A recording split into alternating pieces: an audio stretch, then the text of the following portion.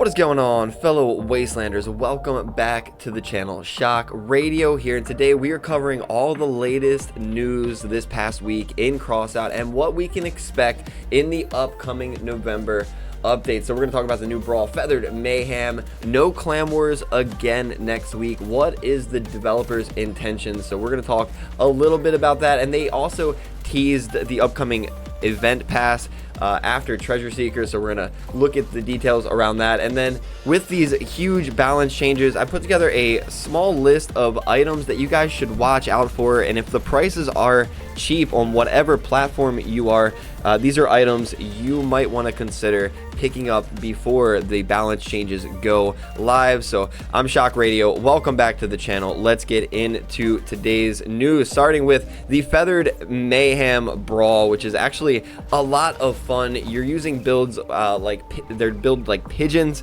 just really fun. You're dropping king mines and dove mines. You got skinners, you can fly in the air. Absolutely hilarious brawl. I think the sounds that the pigeons make is quite humorous and really should be made into some sort of horn, like a feathered horn or something like that, because I think the sounds that the doves make is really funny. Now, there is actually a lot of scrap metal you can get from the Feathered Mayhem Brawl. With this premium subscription, I was getting roughly 50 scrap metal, so it is only scrap metal, but it is really fast scrap metal farm for a lot of new players out there. Now, the coolest thing about the Feathered Mayhem Brawl is definitely the Logistician's container, which has the storage expansion and the blueprint storage. So players have been calling for increased storage expansions, increased blueprint expansions for some time now, and the developers seem to be listening in a little bit. So I can't really tell if players just want it to be more easily accessible, these storage expansions and things, because they are expensive to craft, or if they just need more space in general. I haven't reached the limit on any of the storage or the blueprints. I do think it is expensive to max out your storage, so I think that is the player's main complaint, is that it's expensive to craft these. Now, I will say, look out for the free legendary workbench weekends where you can craft these storage expansions at a discounted rate, but at least the developers seem to be listening. This is the second time we have received this type of container, and all you have to do is complete these daily challenges by the end of the brawl. So 3 days left at the time of making this video, and then I can potentially get storage expansion. So I think it's really well received. The developers are including blueprints and storage expansions into these kind of just fun, unique brawls. So good job on the Feathered Mayhem Brawl. I think it's a lot of fun, and the rewards are pretty nice, aside from my always complaint is just scrap metal, but at least they give you a lot of it. Moving on to the current news surrounding Clan Wars and Uranium Battles. It does look like Uranium Battles is making a comeback next week, if we are to believe the clock that is ticking underneath the Clan War Leviathan. So access will open in 10 days at the time of making this video. That means Uranium Battles next week. Now, this is very unfortunate because they haven't fixed the Young Wangs, the Raijin, that are due to be nerfed. They haven't nerfed or balanced the hit scan meta changes to get rid of like the Equalizer Arbiter meta in the Uranium Battles and in the Uranium Battle game mode, and they're also planning on raising the power score of meat grinders. So basically everything that has been completely meta for the past like month in the 10-13k mode is due to be completely nerfed, but that nerf has not came yet, and Uranium Battles is due to make a comeback. So that does suck. Let's just be real, that sucks. That's very unfortunate. Perhaps the update will come Thursday. Now, what do the developers have to say about clan battles being gone? Now, this has caused a lot of controversy in the community between players that want clan battles to stay and players that also just don't want to see these veteran players forming 4-man groups and playing at 10 and 13k. Now, personally, I believe you should be able to play whatever power score you want in this game. You grind, you pay for the weapons, play the game mode. But I definitely agree that clan battles should not be taken off the table. Now, there has been a community manager that reached out to clan leaders to form a sort of a Discord to gather current clan leader thoughts that play clan battles, and here is what he had to say about clan battles And here is what the most recent information he has for the state of clan battles. There will be a dev blog about changes we want to implement for Clan War, Uranium War. There will be more details about devs' ideas. Can't say when it'll be ready. Maybe end of this week, maybe next week. That was a couple days ago, so that leads me to believe that the dev blog about their ideas for clan battles and uranium battles will be coming out this coming week. Now, they did just get finished with their poll on Discord, where they were asking the community to vote on the best option they believe should be moving forward with Clan War and Battle for Uranium. Now, the Discord community pretty much unanimously voted to keep Battle for Uranium a separate event that takes place, say, once a month, for example, and don't do anything with Clan War, Clan Confrontation. Now, I'm going to be honest with you. I'm kind of curious to see. I really wanted to know where the devs were going to go with this Battle for Uranium clan battle, because it does seem like they were going to eliminate Battle for Uranium, or they were going to eliminate Clan Confrontation and clan battles and replace it entirely with Battle for Uranium. Now, if they had a Battle for Uranium Leviathan edition, a Battle for Uranium Unlimited Power Score mode, and then maybe a 10 and 13k mode, I think that would actually be really, really awesome. As far as the personal leaderboards, with the clan battle setup, if you had say 60 full clans on Xbox and PlayStation, you would have 2,400 players potentially getting a bonus of 10 plus uranium.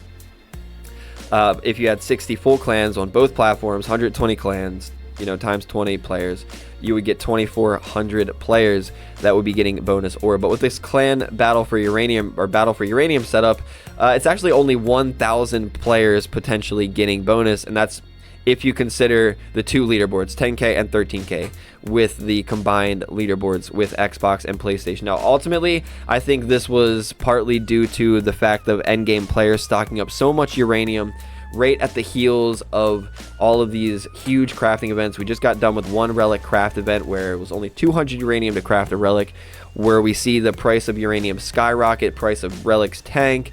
So I think they are trying to limit a lot of players that have been just farming Leviathan clan battles, for example, regular clan battles. They're trying to limit that a little bit and do this whole separate leaderboard. So I don't really like the separate leaderboard. That also divides the clan up, because instead of like fighting as a clan, you're more so like breaking off into fragmented groups of your clan, running with who you like to run with or what you like to run with. So anyway, long story short here, the community unanimously decided to keep clan battle separate from Battle for Uranium. So we're going to see what the developers have to say in a potential future dev blog next week. And unfortunately, we have to deal with another week of the Wang, Raijin, Arbiter, Equalizer meta in uranium battles. So getting into what's coming in the November update, and then we're going to look at a couple of key items for the upcoming balance change. There are a few brawls that are coming in the Wasteland. So the new Fire and Ice Brawl is coming out in the Wasteland. Features preset armored vehicles and 2 teams that fight at a location packed with various useful boosters. May the strongest element win. So you have a Fire and Ice team, and then you have a Legends of the Exhibition Brawl, which will allow you to fight using the wildest player's creation, which we have selected from the exhibition to bring you the most exciting and fierce battles. The update will also bring back the Wheels of Fortune Brawl and continue the release of reworked Operation Brawl. So probably the brawl that I'm most excited for is the Operation series brawls. Now, the last time they had this, I believe they offered batteries, wires, and plastic for participating in the Operation Brawls. Maybe it was scrap, wires, and plastic, but I gotta say, when they offered plastic, I was killing that brawl. It was actually a lot of fun, and it was plastic, so people were farming the crap out of plastic. Now, this comes perfect timing because fuel on the market has been rising in price due to the next step game mode, you not offering any fuel for that game mode. Players are just not farming fuel. So yeah, raids are getting more expensive to complete, which means electronics, plastic, even copper, kind of feels the effects of more players switching over to the next step brawl. So hopefully this Operation Series brawls brings a lot of fun to the Wasteland, as well as a lot of good rewards, like plastic would be great. So they are releasing the jackpot event with a reward scale. Now I believe that is going to be the next event pass. November will bring a new event with a reward scale, which will feature useful prizes. So right now we have treasure seekers. Next it should be the jackpot event. I don't have too many details other than what they're releasing now, but here's what they have to say. More and more strange things are happening in the valley every day. Rumor is the Syndicate has convinced the CROSSOUT to make a deal, and together they are now preparing to fight back against the scavengers. CROSSOUT, I'm totally butchering that pronunciation, but is Firestarter faction, I believe. It might be Lunatics, but I think it's Firestarter faction. Such tumultuous times are a real jackpot for Mary, Jane, and the survivors. I love Mary and Jane, by the way. Hilarious. While everyone is distracted, it's mostly safe to explore an interesting storage facility near the Red Rocks. We would like to note that active development of the improved Blueprints tab is also underway. So soon we will launch a test server where you will be able to try out the new interface and share your impressions with us. We will publish details later. So they're actually reworking the Blueprints tab too. Hopefully that means more blueprints for mechs, helicopters, and the like. Free blueprints, I might add, would be ideal for the various power scores and game modes that they have to offer. In addition, a number of other improvements and changes are being planned in the upcoming update. So you guys can actually check out some of my previous videos where we played on the test server. But I would like to take a look at key items that I think are going to be important in the upcoming update, guys. So if these items are cheap or maintain the same price over the past 2 weeks, you may want to pick them up, craft them, do what you can to get them on your platform. So first up, the Slaughter grenade launcher is getting a buff. The Slaughter is getting a potential buff to explosion projectile damage increased by 10%, piercing projectile damage increased by 20%, perk now increased damage by 3% for every 2 parts hit instead of 4%, maximum bonus reduced from 32 to 21%, and durability increased from 525 to 629. So a lot of good buffs for the Slaughterer. The Swarm rocket launcher is actually getting quite a few buffs. Believe it or not, the Swarm itself is getting a buff to the damage, the blast radius of the explosions, but also the Step Spider and the Dust Cabin are getting reworked to include all rocket launchers, which will greatly benefit the Swarm. So if you like the Swarm gameplay but you felt like it was a little bit underwhelming, it might be a good time to pick up the Swarm before the balance change hits. Of course, one of my favorites in the upcoming balance change is the Varun. It's getting 1 less energy, power score reduced, so you should be able to actually use the Varuns in 10 13k battles coming up. And as you see on PlayStation, the price is dirt cheap, $129.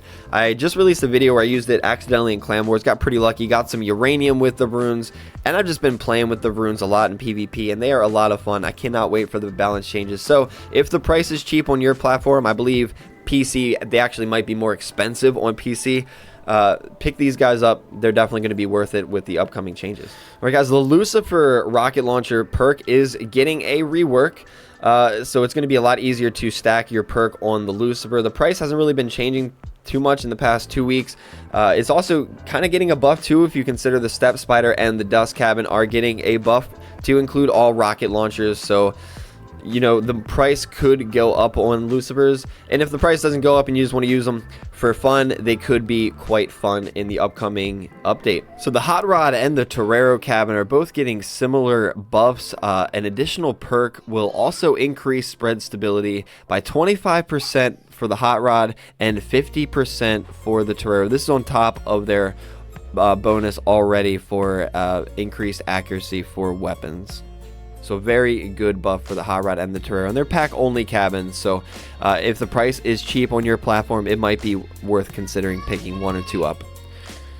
Now the Dust Cabin is getting a rework. Along with the Step Spider Cabin, the perk now affects all weapons from the rocket launcher category except for the Heather Clarinet Toe and the ATGM Flute. The upcoming perk will give 25% bonus to damage, but instead increase spread and reduce projectile speed. Homing rockets have reduced maneuverability, so you're gonna get much more damage with less accuracy. Now again, this is gonna affect like Lucifer, the Swarm, things like that. It's going to be pretty huge buff for the Dust Cabin, and the same with the Step Spider Cabin as well. So the Step Spider Cabin also getting a similar buff. The perk will now affect all weapons from the rocket launchers category except for the Heather, Clarinet Toe, and the Flute. Also, the perk now increases the maneuverability of homing rockets. So increasing the accuracy and projectile speed of all types of rockets is going to be huge for the Step Spider Cabin. Now it's going to be interesting to see overall what happens to any kind of cannon build in the Wasteland. The Oppressor is getting an increase in projectile speed perk. All the cannons are basically getting an increase in reload time, but also an increase in damage. So it's going to be interesting to see what happens in the upcoming update for cannon users. Overall, with hit scan going away and everything having ammo, everything's going to be more explosive.